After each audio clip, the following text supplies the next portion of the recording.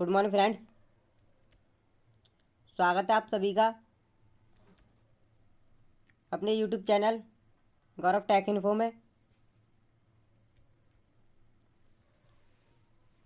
Friends, इस video में हम ऑपरेटिंग सिस्टम के बारे में डिस्कस करेंगे। ऑपरेटिंग सिस्टम क्या है, सो वीडियो अंत तक देखें। ऑपरेटिंग सिस्टम क्या होता है? ऑपरेटिंग सिस्टम को छोटे रूप में ओएस कहते हैं। एक ऐसा कंप्यूटर प्रोग्राम होता है जो अन्य कंप्यूटर प्रोग्राम का संचालन करता है। ऑपरेटिंग सिस्टम यूजर तथा कंप्यूटर सिस्टम के बीच मध्यस्थकार करता है। यह हमारे निर्देशों को कंप्यूटर को समझाता है। ऑपरेटिंग सिस्टम के द्वारा अन्य सॉफ्टवेयर प्रोग्राम तथा हार्डवेयर का संचालन किया जाता है। ऑपरेटिंग सिस्टम एक ऐसा सॉफ्टवेयर है जिसकी मदद से आप अपने कंप्यूटर को चलाते हो। नया कंप्यूटर खरीदते हैं तो सबसे पहले उसमें विंडो 8 या विंडो 10 को लोड करवाते हैं और उसके बाद कंप्यूटर को घर लाते हैं। बिना ऑपरेटिंग सिस्टम के तो कभी कंप्यूटर ऑन ही नहीं हो सकता। ऑपरेटिंग सिस्टम एक सॉफ्टवेयर होता है जो कंप्यूटर तथा यूजर के मध्य इंटरफेस की तरह कार्य करता है। इसे सिस्टम सॉफ्टवेयर कहते हैं। ऑपरेटिंग सिस्टम निर्देशों तथा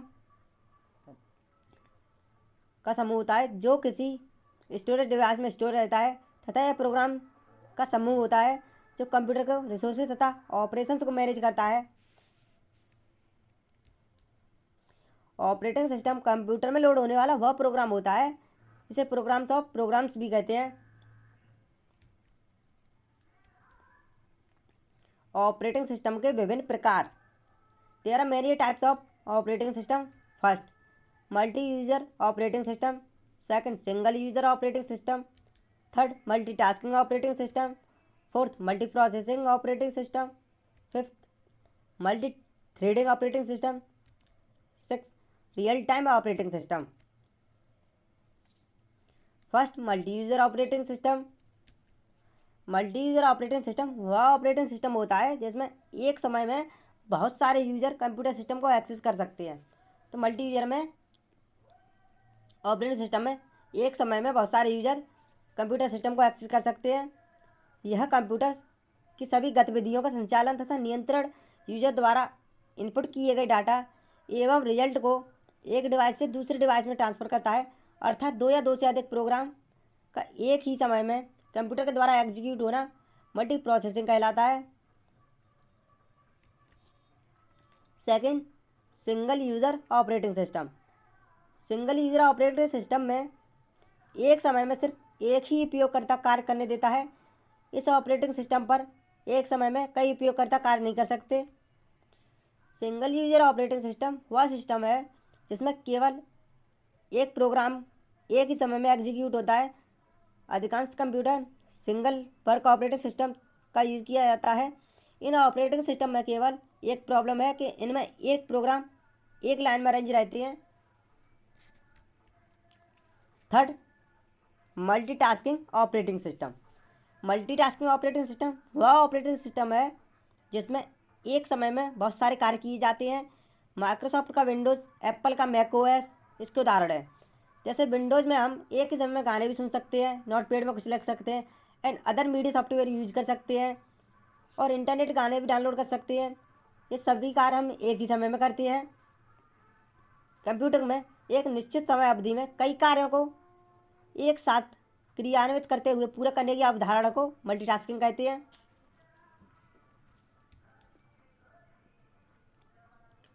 fourth, multi processing operating system. Multi processing operating system में दो या दो से अधिक स्वतंत्र प्रोसेसर मल्टी प्रोसेसिंग में दो या दो से अधिक स्वतंत्र प्रोसेसर आपस में सामंजस्य प्रणाली के तहत जुड़े होते हैं। इस प्रकार की प्रणाली में एक या अन्य प्रोग्रामों से आने वाले निर्देश एक ही समय में अलग अलग प्रोसेसरों द्वारा प्रोसेस किए जाते हैं। मल्टी प्रोग्रामिंग का अर्थ है एक ही सीपीयू में भागीदारी करने वाले दो या दो से अधिक प्रोग्रामों को एक ही बार में कार्यान्वित होना। मल्टी प्रोसेसिंग में किसी समय में एक प्रोग्राम या अनेक प्रोग्राम के विभिन्न निर्देशों को दो या दो से अधिक सीपीयू क्रियान्वित करते हैं। This processing is multi processing.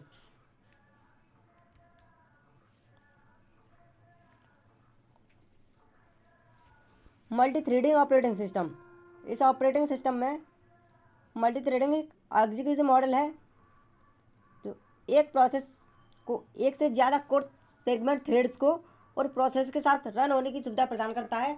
आप थ्रेड को एक चाइल्ड प्रोसेस की तरह भी देख सकते हैं जो पेरेंट्स प्रोसेस के संसाधनों का प्रयोग करते हैं और स्वतंत्र रूप से एग्जीक्यूट होते हैं। एक सिंगल प्रोसेस के एक से ज़्यादा थ्रेड एक सिंगल सीपीयू सिस्टम में को शेयर कर सकते हैं या किसी समांतर मल्टीप्रोसेसर सिस्टम में पूरे रन हो सकते हैं। कुछ ऑपरेटिंग सिस्टम यूजर केवल थ्रेड और कर्नेल थ्रेड दोनों को ही कंबाइंड हुई फैसिलिटी सुविधा देते हैं। सोलारिस इस कंबाइंड अप्रोच का बहुत अच्छा उदाहरण है। 6 रियल टाइम ऑपरेटिंग सिस्टम, ये सबसे एडवांस ऑपरेटिंग सिस्टम है जो कि रियल टाइम प्रोसेसिंग की तरह कार्य करता है।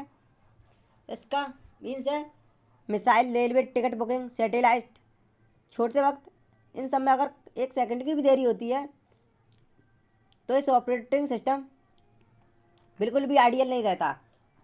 ये real time operating system missile launching and railway ticket booking में उपयोग किए जाते हैं। वैसे ही 2 प्रकार के होते हैं, hard real time operating system and soft real time operating system. First, hard real time operating system, ये वो ऑपरेटिंग सिस्टम है जो कि जिस वक्त के अंदर टास्क कंप्लीट करने का वक्त दिया जाता है उसी वक्त के अंदर काम खत्म हो जाता है, hard real time operating system कहलाता है। सेकंड, सॉफ्ट रियल टाइम में वक्त की पाबंदी थोड़ी कम होती है। इसमें क्या होता है, अगर एक टास्क चल रहा है उसी वक्त कोई दूसरा टास्क आ जाए तो नए टास्क को पहले प्रायोरिटी दी जाती है। The process soft real time process. So friends, thanks for watching. And operating system के कार्य, ऑपरेटिंग सिस्टम को रिसोर्स मैनेजर के रूप में, ऑपरेटिंग सिस्टम को हम संसाधन प्रबंधक के रूप में जानते हैं। इसका मतलब यह है कि ऑपरेटिंग सिस्टम जितने भी उपकरण सिस्टम से जुड़े हुए हैं उन सभी को चलाने में सहायक का काम करता है। ऑपरेटिंग सिस्टम यह भी बताता है कि सीपीयू किस समय पर कौन सा कार्य करेगा और किस समय पर सिस्टम की मेमोरी किन प्रोग्रामों में इस्तेमाल होगी और किस समय पर कौन सा इनपुट उपकरण इसका जवाब देगा। इन सभी कार्यों की जानकारी यह हमें देता है। इस तरह से यह जितने भी कंप्यूटर सिस्टम में होंगे सबको यह इस तरह से संभालने का काम करता है। यह प्रोसेस रिसोर्स मैनेजर के अंदर आती है। सेकंड, स्टोरेज मैनेजमेंट के रूप में यह सारी स्टोरेज का ध्यान रखता है और इसका मतलब यह है कि किस तरह डेटा फाइलों को कंप्यूटर में किस स्थान पर रखा जाए। जितने भी तरीके से फाइलों को स्टोर किया और चलाया जाता है वह ऑपरेटिंग सिस्टम द्वारा किया जाता है। ऑपरेटिंग सिस्टम हमें फाइल को बनाने में भी मदद करता है जिससे कि हम प्रभावी रूप से कंप्यूटर में काम कर सकें। यह एक जगह से दूसरी जगह फाइल कॉपी करने में भी काम आता है। Third, process management. Operating system process management में काफ़ी सहायक होता है। जितने भी कार्य सीपीयू द्वारा सिस्टम करने को दिए जाते हैं उन सभी में ऑपरेटिंग सिस्टम काफ़ी मदद करता है। ऑपरेटिंग सिस्टम यह बताता है कि कार्य को कब चलाना है और कब रोकना है। This process is process management. Fourth, memory management, यह कंप्यूटर की मेमोरी को भी संभालने का काम करता है जिससे कि जिस भी कार्य में मेमोरी की ज़रूरत है उस कार्य में मेमोरी दे सके या किसी भी कार्य में मेमोरी को इधर उधर भी कर सकता है। कार्य के समाप्त होने की यह मेमोरी को दोबारा भी अपने स्थान पर पहुंचा देता है। This is memory management.